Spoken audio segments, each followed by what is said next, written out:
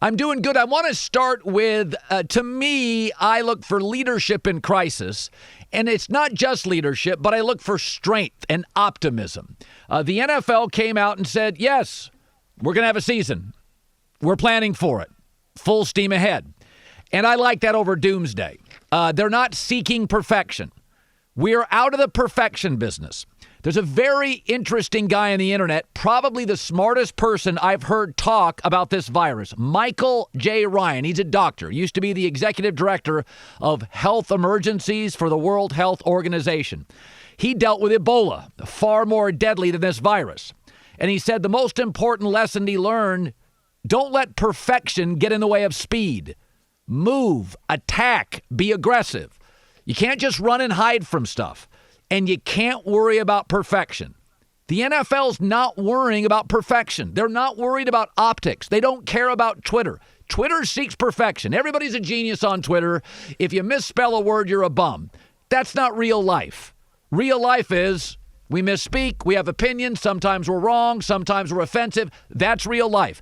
And with this virus, you can't seek perfection. The NFL's not. The free agency, people criticized it, the optics. NFL said, we can't worry about optics. We got to worry about business. They did it, and it was a huge hit. And they're also going to go on with the draft, which they should. Listen, part of this is the NFL got a big break. It falls out of season. I mean, if you can get a break with this, it's during the baseball and the NBA season. So they're going to get to watch people in other leagues and other smart leaders, Adam Silver, Rob Manfred, the MLS, NHL, kind of watch them navigate it. And they're probably going to find positions they like and some mistakes they'll avoid. But what they're doing with free agency is strength over doomsday. What they're doing with the draft is strength and optimism over doomsday. What they're going to do with the season right now, stop talking about canceling the season. It's absurd. The free agency period was a home run. It made people happy.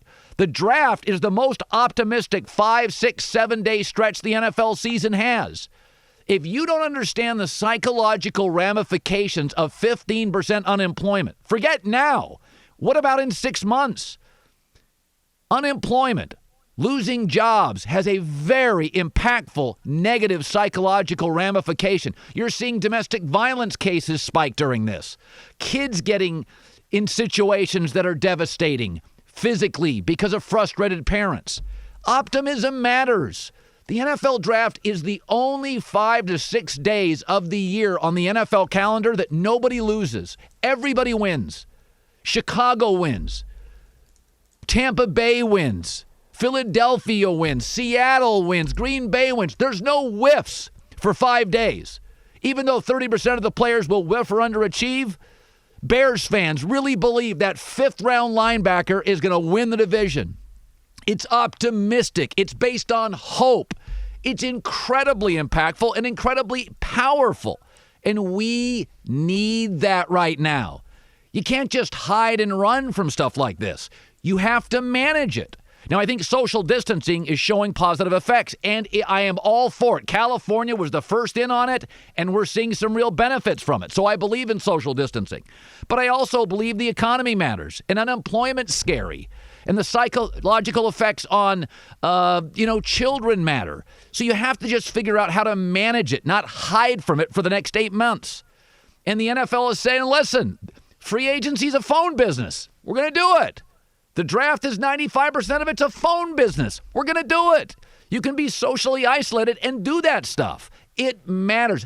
It's amazing to me that people are offended at some sort of moral outrage to acknowledge we not only have a health crisis, A, but B, we have an economic crisis very, very soon, if not now. It's real. It's not immoral to acknowledge that. It's not immoral to acknowledge the psychological benefits of turning on a television for 5 days and feeling great about yourself and being distracted and getting off your phone.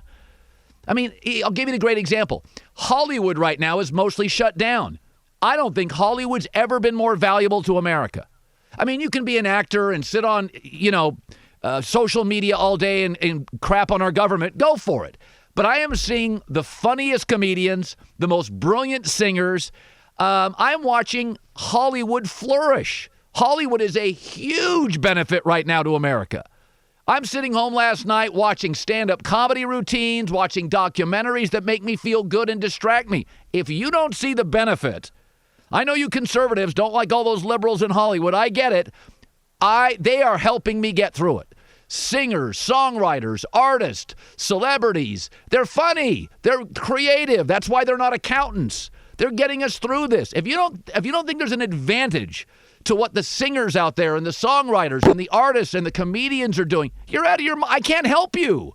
They have a huge impact right now. This is not just a physical dimension. There is a psychological ramification. There is an emotional ramification.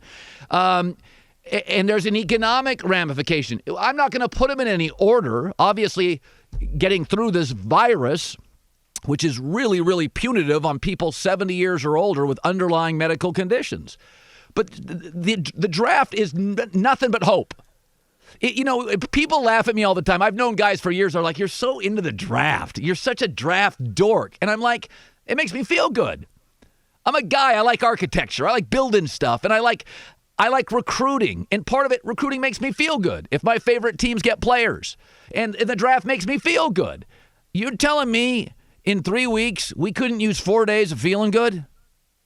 Fantasy, hope, not concrete evidence your team's going to be good, but a little positive influence on all of us.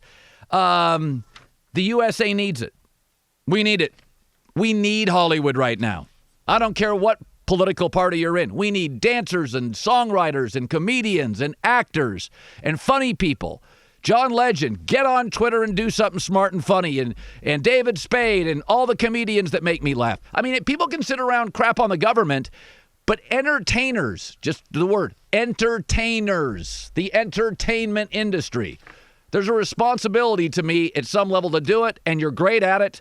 And I am pro-draft, anti-doomsday. We'll get through it.